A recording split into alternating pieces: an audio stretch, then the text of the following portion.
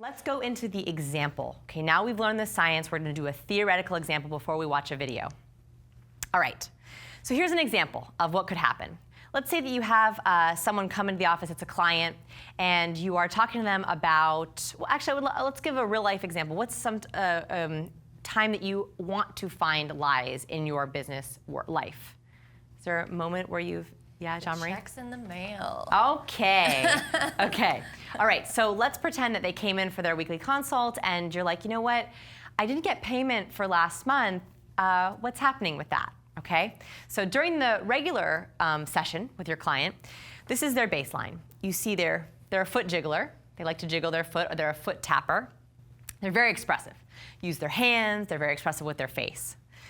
They play with their earring. So as they're talking to you, they dangle their earring, they play with it, right? That's how they think, it's how they process. And they're a giggler. They giggle a little bit, ha ha, ha ha, right? A little bit of laugh, they answer. Then when you get into some of the nervous parts of your session, you're talking about some of the deep topics. And foot continues to jiggle, no changes there, but you see frozen arms, so the expressiveness disappears. They put their hands under the desk, and there's very, very little movement there. They also do slight turtling, so as opposed to having relaxed shoulders, they freeze, and their shoulders just slightly creep up as they're talking to you, that you see that tension in their shoulders, which we learned from yesterday is part of the law of space. They're feeling less confident, and so they take up less space with that turtling. And they also show the fear microexpression while they're talking about it. So they briefly flash that fear to you as they're talking. So that is how they look when they're nervous. So now we talked about frozen arms or the microexpressions. That could be a lying red flag. But for this person, for this client, that would not be a lying red flag. Here are some red flags we see. So you ask them, you know, that check never came in the mail. Did you send it? And they say, oh my gosh, yeah, I sent it. I can't believe you didn't get it. And this time their feet stop jiggling. They had been crossing their legs and they had been jiggling, and all of a sudden their feet freeze. You also see, gosh, I don't know where that check went. I can't believe you didn't get it, right? So you start seeing lip pursing. You see the fear microexpression, yet again. And you see eye blocks. Now we should know the fear microexpression does not count, right? Because we saw that during the nervous baseline. So you have to ignore that fear microexpression because you already saw it during the nervous baseline. But then you see a third one, eye blocks.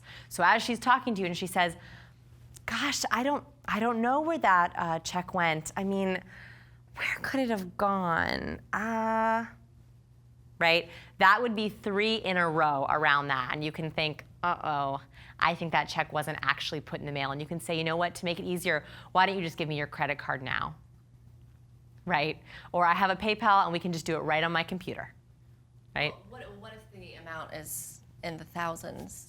Then I would say, so here's what's going to happen. I'm sure it was a mistake, but I need to get it tomorrow. If not, I have to charge a 5% interest fee, which I'm sure you understand.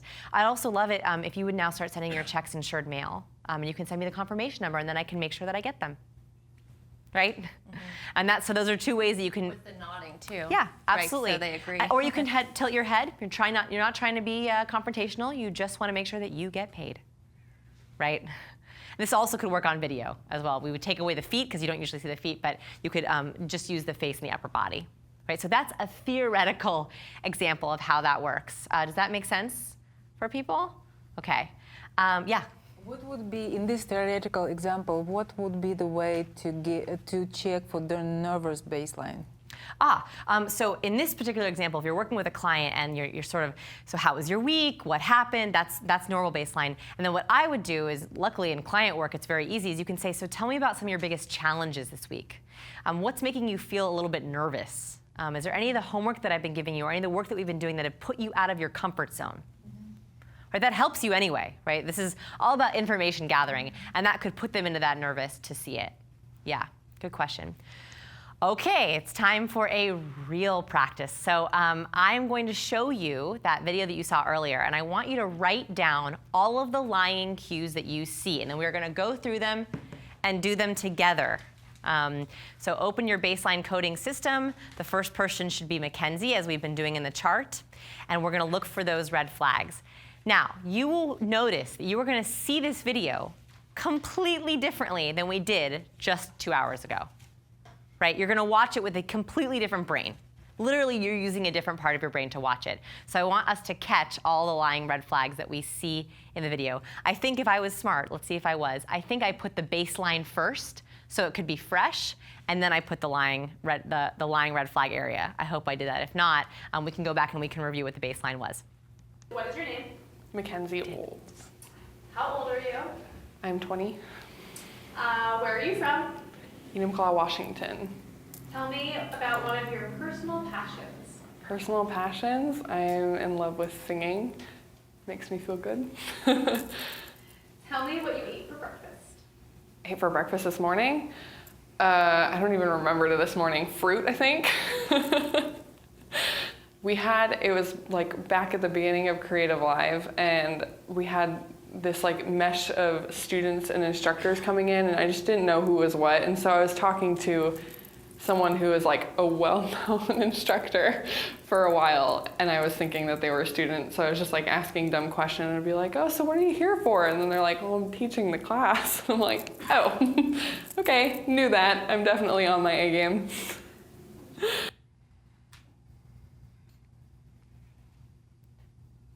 When I was on a first date with someone and we went out and we were having Thai food, and I don't know why, you always pick the worst food for first dates, and I totally was sitting there and eating and like talking, and then we'd been sitting there for like, I don't know, it was probably like an hour or two after the meal was done, and when I went into the restroom before we left, I had just like sauce all on my chin and nothing, didn't say anything, and it was just really embarrassing because I knew it was sitting there for a while because I hadn't been eating for about an hour, and that was super. Definitely a good first impression. All right. You saw a ton right in a row. So what were they? What are the ones that we saw right away? Touching the upper Yes. part of the nose. So we saw eye blocking and a nose touch. So she did both.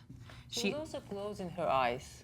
Oh, okay, so that's a form of distancing behavior, right? Yeah. It's a form of blocking out. So longer blink rates. So we had a change in blink rate, right? So she was like, Like she's closing the eyes to right, remember exactly. what's So next. so eye block, we had nose touch, we had longer blink rate.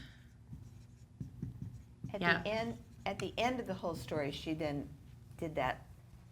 Lip purse. Yeah. Yeah. That was different from the first kind. Yeah. What else? Well, she itched her knee. Thank you. A self-soothing behavior. That is called a leg cleanse.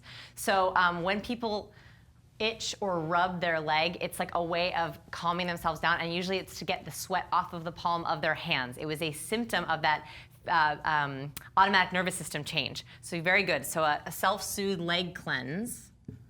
By the way, it's amazing because this clip is like 20 seconds long, right? And I'm gonna have more cues than fit in the box. Okay, yeah, go ahead.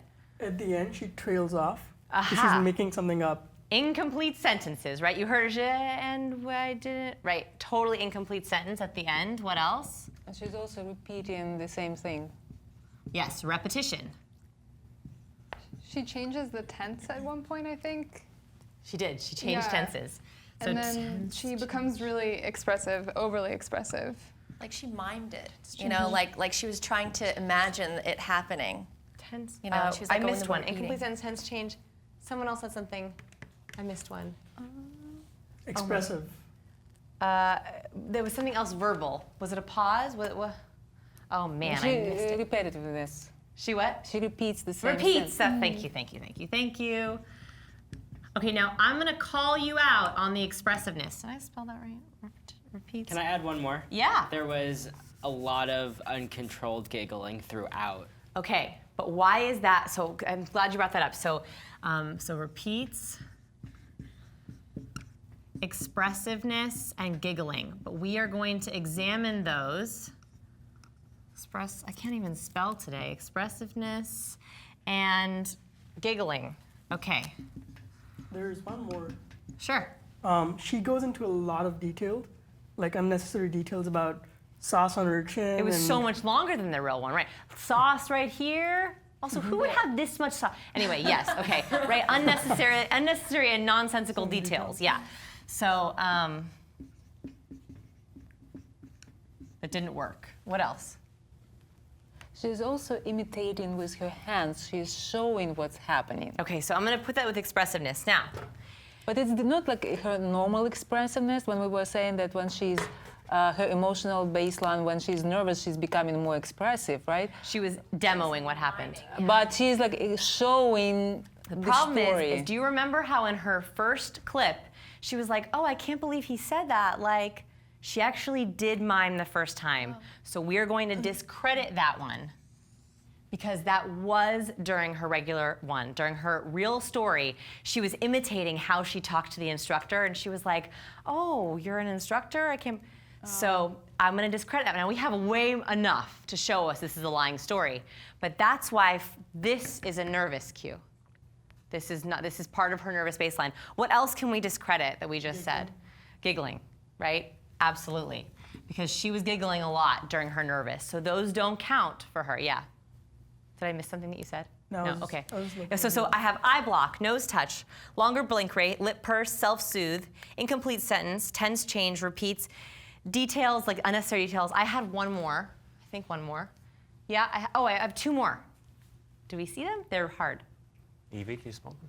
Well, this one wasn't such a hard one, and maybe we covered it here and I missed it somehow, but we saw, this is what's confusing me, we saw the palms of her hands a lot. Yes. We hadn't seen the palms of her hands before, but that's supposed to be I would discredit that one. I always err on the side of caution, right? Because she was expressive. We didn't quite see, we saw a lot of this in the previous one, but we still saw the expressiveness. So just to be safe, I would discredit it. Luckily, we have enough of everything else, but yeah. There was lack of leaning. So more frozen. Yeah. I actually didn't catch that one, but that's true. Do we agree with that?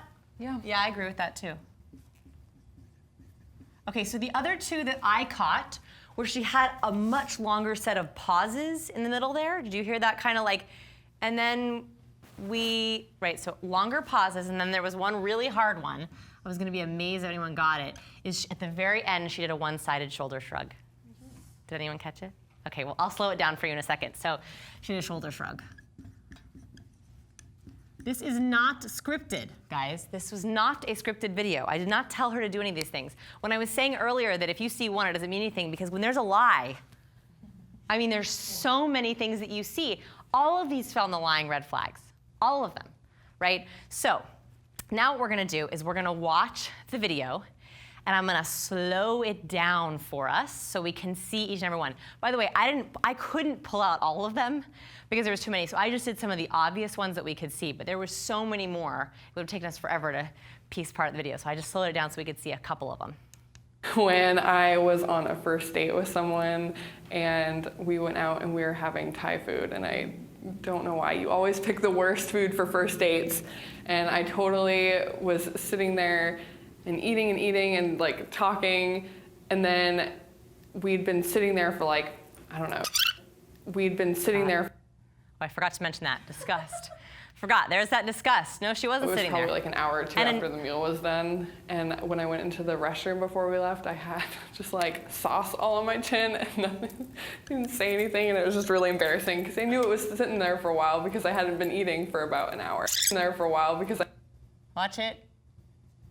There it goes. You see that little one-sided shoulder shrug? And that was There's that. definitely a good first impression. Super, doesn't even make sense, right? That's an incomplete sentence. Okay, so I even forgot that she did the no. She said we were sitting there, and she did that disgust and no. Shook her head no, we weren't really sitting there. That disgust and no, so I even forgot that one, okay? So totally different way to see this one video. This is just one really easy example. You cannot turn this off when we start to do it, right? It is very, very hard to not see it. Okay, so let's, for my visual learners, I have a couple of ways I've visually broken this down for you. So I want to show you how it kind of works visually. Hopefully, you stay in baselining. My goal for you is that you have the kind of interactions where you never get to spot red flags because there are none. Right? Your conversations are so honest and so open, and you're reading all their emotional cues that you never go past the barrier. Okay? But if you do, you're looking for 3 red flags in a row, and 3 red flags or more is a cluster. That's when you go into the next behavior, which is getting a second meeting, circling back, or doing a background check of some kind, okay? Another option for you is if you get in there, you can start hypothesizing the reasons for the behavior, asking questions that might explain why they were acting that way. Testing that hypothesis, talking to them about it, following it up, doing more research, and then revising your opinions accordingly. Okay, that's another visual way to do it. But again, I hope you never cross over that barrier. All right, let's try it again. Let's do another in-person interaction. Okay, so while we watch the video, what I want you to do is, this is very quick. So I gave you a baseline of her name and I think where she's from, and then I made her play 2 truths and a lie. And I want you to guess which are the truths, and which is the lie by watching, okay? Hi, my name is Lauren, and I'm from Florida, and I moved to Portland last July. My fiance got a job up in Camas, Washington, so we moved here to be closer to his work. My favorite food is pizza. I have never been skiing, and my favorite color is blue. Third one. Third one. So this is a tough one because is it the second or third? She did a lip purse. It's the third one because of that one-sided shoulder shrug. We also heard a difference in her tone. So her, yeah, right, the authority completely changed. All right, so let's break that one down and let's do it together. So what did her body look like during the baseline? Do you remember? And this is hard. I'm not going to let you watch these as many times as we did the first time. So what would her body look like? Closed. Very closed. Very stiff. She had her arms tightly pinned to her side. So she was stiff and less expressiveness, right? What else? Any other ideas? What was she doing with her hands? Yes, she was clenching them. Absolutely, she had them tightly together and she was kind of nervously tapping. So we had a fidget and we had hand wringing. So fidget, and we had hand wringing. Okay. All right, face, what did her face look like? Eyebrows kept going up. Yeah, we had very expressive eyebrows and we had smiling. So we have high expressiveness in the face, actually, even though low in the body. And we had smiling and we had eyebrows. Anything else? That's all I noticed, but anything else that anyone caught? I thought her eyes were fairly focused. They weren't darting around. Yeah, there was she did not access memories in any weird way. Very good. So focused eyes. Yep. How did she sound? How did she sound? What were the different questions that the different things that she used? Inflection up. Yeah, so inflection up. She uses the question inflection. So for her, that would not be a red flag. Absolutely. She used it a couple of times. What else? Hard, right? She did a tongue click. Yeah, I heard that too. It was some kind of, yeah. So that's a little speech tick. So I'm gonna call it the click, okay? And by the way, there's a reason I'm only letting you watch these once, because your brain is going to get there. You'll be able to do it after one time. You already have done it. We're already filling out this chart. We only watched it once. Anything else that we heard?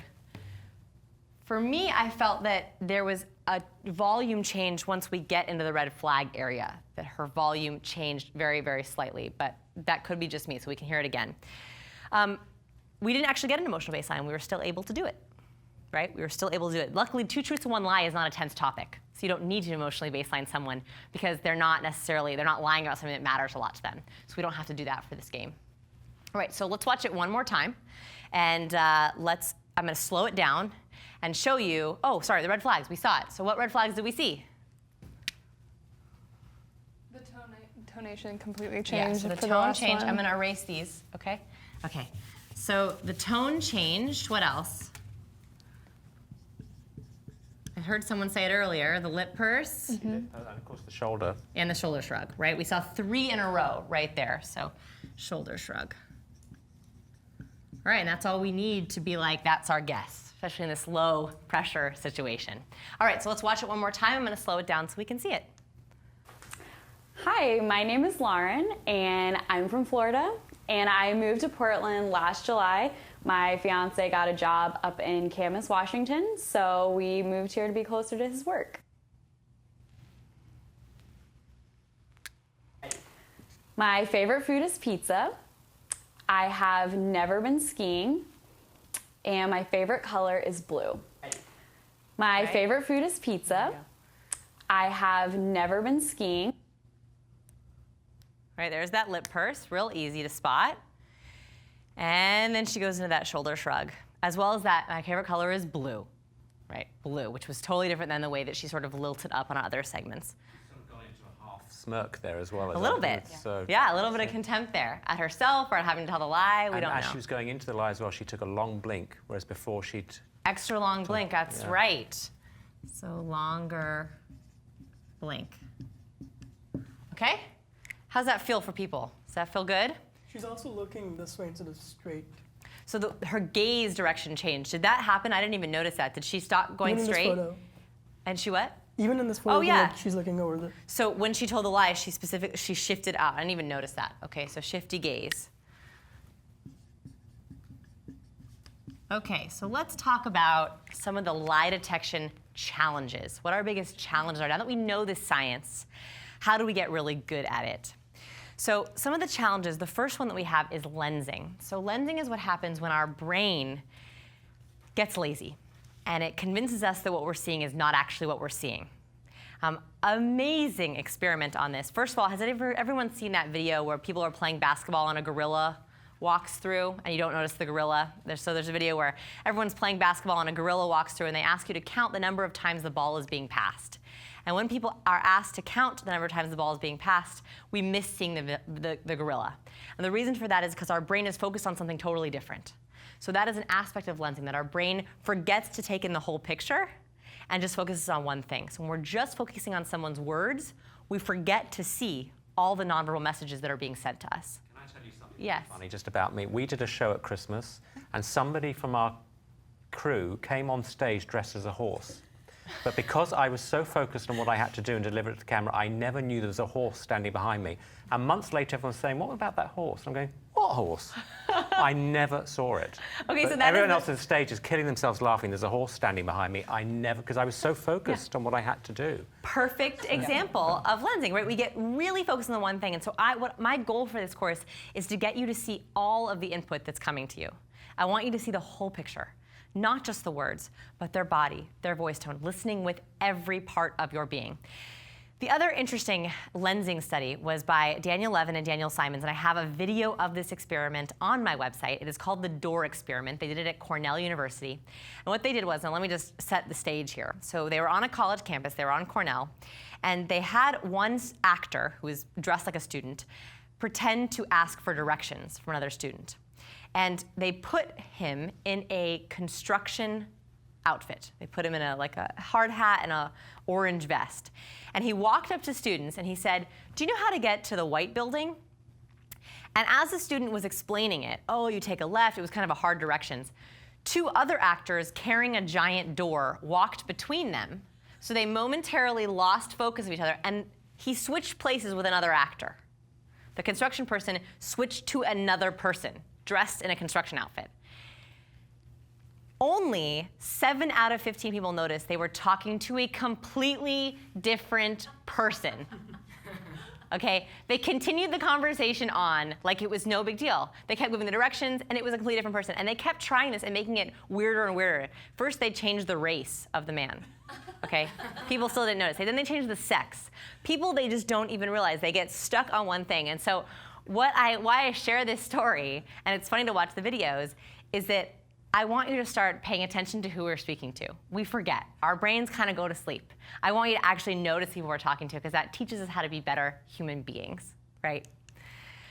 2, negative expectations. So research has found very conclusively that people who have a positive outlook on people and their honesty, the levels of their honesty, the higher that we believe people are in their honesty, the better at lie detection we are.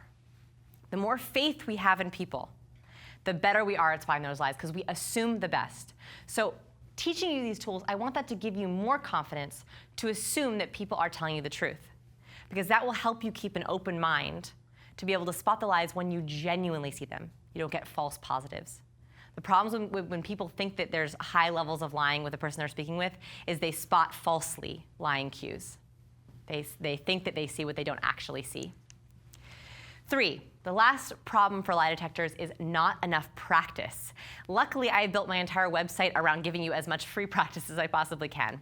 Here's a couple of other options for you. So first, to tell the truth. I mentioned, I didn't mention this one earlier. This is a really fun show they have on YouTube. It's a show where people come on and they pretend, they have 3 actors, and they pretend to be different people, and then a panel of judges tries to guess who's the real person. So someone comes on and says, I'm a Hawaiian fire thrower.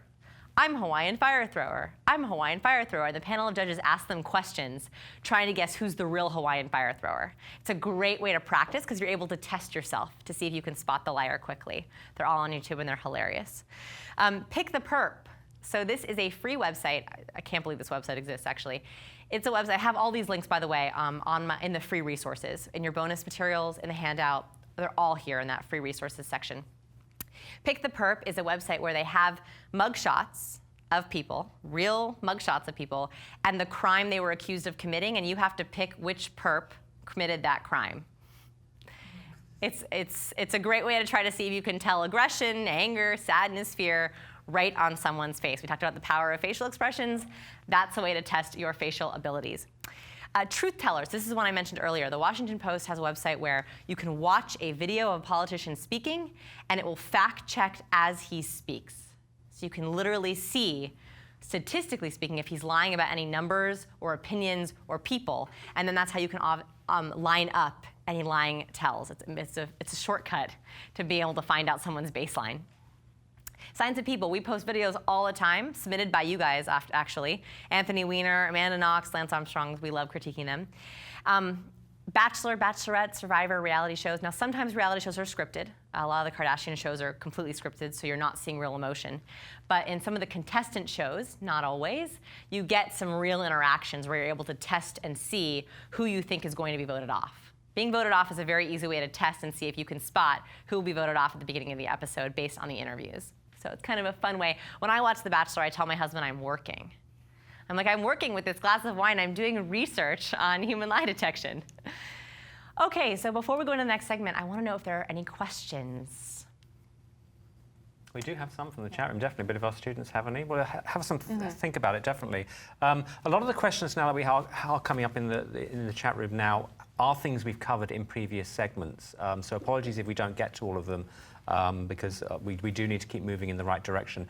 But for example, Lindy's just saying, how can you tell the difference between an eye block because of embarrassment and one from lying? Are they separate things, or is that because they were just clustered together? Sure. So we talked about yesterday the body language of shame, and that when we're ashamed, we typically touch the fingers to the top of our forehead in a form of eye blocking. So they're very, very closely related, shame and the secondary emotion behind eye blocking, that you don't want to see what's happening.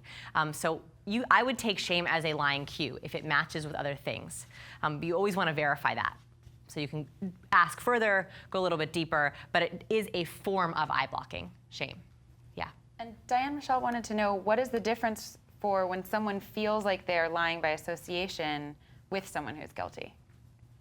What would be an example of that? So I'm actually trying to work it out in my head as well. But let's say I know that JKO is lying. And I know about it. So if you're asking me, I'm not really lying, but I feel guilty. Okay, so yeah, you will feel the same guilt as the liar, not in the same extreme, and you won't feel the genuine emotions they felt when whatever happened, but you do still leak guilt as well.